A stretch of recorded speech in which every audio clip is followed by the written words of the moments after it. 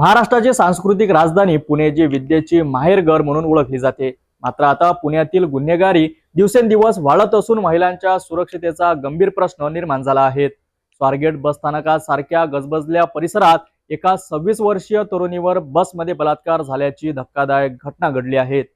या घटनेने संपूर्ण शहर हादरले असून महिलांच्या सुरक्षितेवर गंभीर प्रश्न निर्माण झाला आहे। महाराष्ट्राच्या सांस्कृतिक राजधानी पुण्यात एक धक्कादायक आणि अत्यंत गंभीर घटना समोर आली आहे। स्वारगेट बस स्थानकावर 26 वर्षाच्या तरुणीवर बलात्कार झाल्याची माहिती समोर आली आहे। पुण्याच्या या वर्दळीच्या परिसरात जिथे दररोज हजारो लोकांची वर्दळ असते, तिथे सकाळी 5:30 वाजता ही घटना घडली। पीडित तरुणी पुण्यातून फलटणच्या दिशेने जाणाऱ्या बसची वाट पाहत होती। स्वारगेट एसटी बस स्टँडवर एका बाकावर ती बसली असता त्याच वेळी आरोपी दत्तात्रय गाडे या नराधमाने तिला गोड बोलून एका अंधाऱ्या बसमध्ये घेतले आणि त्यानंतर तिच्यावर अत्याचार केला। दत्तात्रय गाडे हा रेकॉर्डवरील गुन्हेगार आहे आणि त्याच्यावर शिक्रापूर शिरूर पोलीस ठाण्यात आधीच गुन्ह्यांची नोंद आहे। त्याने पीडितेचा विश्वासघात करत तिला अंधाऱ्या बसमध्ये घेऊन तिच्यावर अतिप्रसंग केला।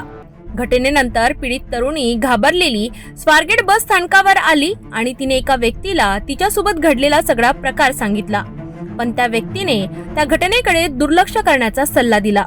त्यानंतर तिने तिच्या मित्राच्या सल्ल्यानुसार पोलिसात तक्रार दाखल केली। सीसीटीव्ही फुटेजमध्ये आरोपीचे वर्तन स्पष्टपणे दिसते आहे। पोलीस सध्या आरोपीचा शोध घेत आहेत। पोलिसांनी पीडित तरुणीला ससून रुग्णालयात उपचारासाठी दाखल केले आहे। काल ती इथं पोलीस स्टेशनला आल्यानंतर तिनं कंप्लेंट दिल्यानंतर आम्ही इमिजिएट सीसीटीव्ही फुटेज काढलेले आहेत तिथले। त्या सीसीटीव्ही फुटेजमध्ये आरोपी आम्हाला निष्पन्न झालेला आहे। सदर आरोपी हा ग्रामीणच्या हद्दीतला शिरूर गावचा आहे।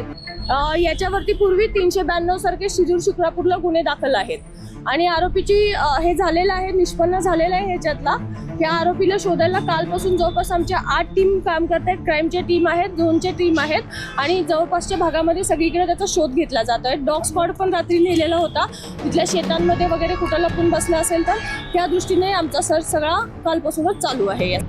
पुण्यातील स्वारगेट बस स्थानकावर 26 वर्षीय तरुणीवर बलात्कार झाल्यानंतर संपूर्ण राज्यभरातून या घटनेवर संताप व्यक्त केला जात आहे। आरोपी दत्तात्रय रामदास गाडे हा रेकॉर्डवरील गुन्हेगार असून त्याच्यावर आधीच बऱ्याच गुन्ह्यांची नोंद आहे। सोनसाखळी चोरीसारखे गंभीर गुन्हे या आरोपीने केले असून या प्रकरणात त्याला अटकही करण्यात आली होती। सध्या तो जामिनावर बाहेर आला होता। या घटनेमुळे स्वारगेट परिसरात सर्व स्तरावरून तीव्र प्रतिक्रिया व्यक्त केल्या जात आहे। राजकीय नेत्यांनीही या घटनेवर आपला संताप व्यक्त केला आहे। घटनेचे सीसीटीव्ही फुटेज पाहिल्यानंतर लक्षात येतं संबंधित तरुणी ही आरोपीशी बऱ्याच वेळ बोलताना दिसतीये। मास्क घालून आलेला हा आरोपी अनोळखी आहे, आपली कोणतीही ओळख नाहीये, तरी सुद्धा संबंधित तरुणीने आपल्याला कुठे जायचंय, आपल्याबरोबर कोण आहे, आपला पत्ता, या सगळ्या गोष्टी सांगितल्यामुळे कदाचित आरोपीच्या लक्षात आलं असेल की ही मुलगी एकटी आहे आणि आरोपीने सांगितलं की मी तुला बस दाखवतो, माझ्यासोबत चल, आणि यामुळे ती तरुणी त्या आरोपी सोबत गेलेली आहे। मला महाराष्ट्रातल्या माझ्या सर्व लहान भगिनींना या निमित्तानं आव्हान करायचं आहे, कोणत्याही अनोळखी व्यक्तीवर विश्वास ठेवू नका, आपली कोणतीही माहिती अनोळखी व्यक्तींना देऊ नका। इतकंच काय, सोशल मीडिया आणि फेसबुकवरती सुद्धा जर कोणी फ्रेंड रिक्वेस्ट पाठवत असेल तर सहजासहजी त्याला बळी पडू नका। शेवटी माणसांच्या कळपामध्ये हिंस्र श्वापादांची संख्या दिवसेंदिवस वाढतीये, आपली सुरक्षा आपल्या हातामध्ये आहे। पुण्यातली कायदे सुव्यवस्थेची पकड अत्यंत सैल होत चाललेली आहे। पोलिसांचा धाक नावाची गोष्ट तर आता काही उरलेलीच नाहीये। वारंवार हा प्रश्न उपस्थित केला जातो की पुण्यातल्या ज्या गर्दीच्या जागा आहेत, विशेषतः शाळा, कॉलेज, बस स्टँड आणि रेल्वे स्टेशन, इथे पोलिसांची अधिकची गस्त वाढवली पाहिजे, मात्र ते होताना दिसत नाहीये। आजची घटना फक्त गंभीर नाही तर पुण्याच्या संस्कृतीला न शोभणारी आहे। या सगळ्या संबंधाने पुण्याच्या पालकमंत्र्यांनी यात लक्ष घालावं आणि पुणे पोलिसांचं नेमकं चाललंय काय यावर पालकमंत्र्यांनी निश्चितपणे त्यांना जाब विचारावे अशी अपेक्षा आहे। मुळामध्ये पोलिसांचं आगाराच्या आत सुरक्षा करण्याचं काम नाहीये, आगाराच्या व्यवस्थापनाचं लोकांचं काम आहे। पहिल्यांदा आगार व्यवस्थापनाला निलंबित केलं पाहिजे।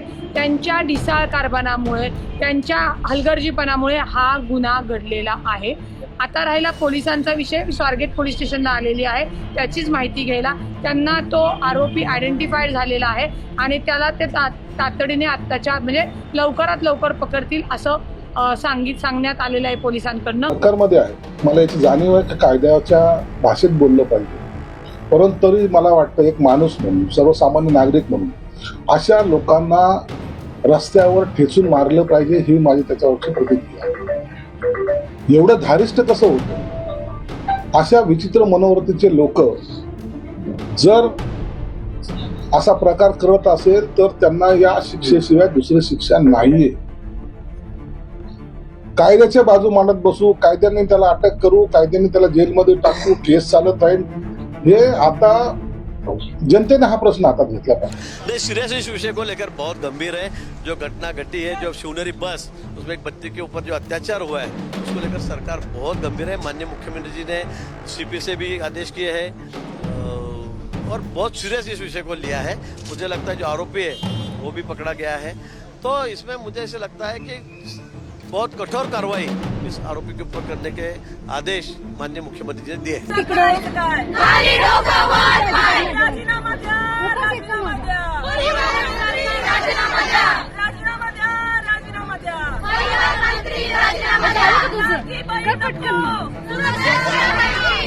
अत्याचाराची घटना घडल्यानंतर सर्व स्तरावरून संताप व्यक्त केला जात आहे. अशातच शिवसेना उभाटा पक्षाचे नेते वसंत मोरे यांनी अतिशय आक्रमक होत संताप व्यक्त करत आपल्या सहकाऱ्यांसह स्वारगेट बस स्थानकाच्या आगारात तेथील सुरक्षा रक्षकाच्या कार्यालयाची तोडफोड केली आणि त्या कार्यालयाची काचे फोडली.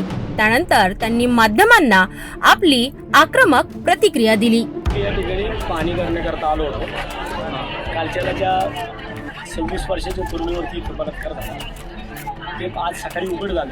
त्याच्यानंतर मग मी आज इथं आलो पाहिला. इथं आल्यानंतर पाहिलं तर सगळा सुरक्षा कर्मचाऱ्यांचा गलथान कारभार आहे आणि इथं जर आपण पाहिलं तर सुरक्षा जे स्वारगेट एस टी आगार आहे याच्या अगदी शेवटच्या टोकाला आपण आलो आणि विशेष इथं येताना सुरक्षा केबिनच्या समोर यावं लागते आणि ह्या एस टीमध्ये आज अक्षरशः लॉजिंग झालं आहे. इथं 100पेक्षा जास्त कंडोम्स यूज केलेले कंडोमची पाकिटं ते लॉजिंगसाठी हातातल्या महिलांच्या साड्याचा वापर होतो. ते कोणत्याही परिस्थितीमध्ये या आगार प्रमुखांवरती निलंबनाची कारवाई झाली पाहिजे आणि इथल्या सुरक्षा अधिकारी जो आहे तो सुरक्षा अधिकारी इथले सुरक्षा कर्मचारी यांच्यावरती निलंबनाची कारवाई झाली पाहिजे. नाही तर याच्याही पेक्षा तीव्र आंदोलन शिवसेनेच्या माध्यमातून करण्यात येईल. महिलांना 50% मोफत म्हणून सांगताय तुम्ही, 50% एसटी मोफत सांगताय. या घटनेनंतर पुण्यात महिलांच्या सुरक्षतेचा मुद्दा ऐरणीवर आला आहे. सार्वजनिक ठिकाणी एवढ्या मोठ्या प्रमाणात लोक असतानाही अशी घटना घडते, यावरून महिलांच्या सुरक्षतेसाठी प्रशासन किती गंभीर आहे याचा अंदाज येतो.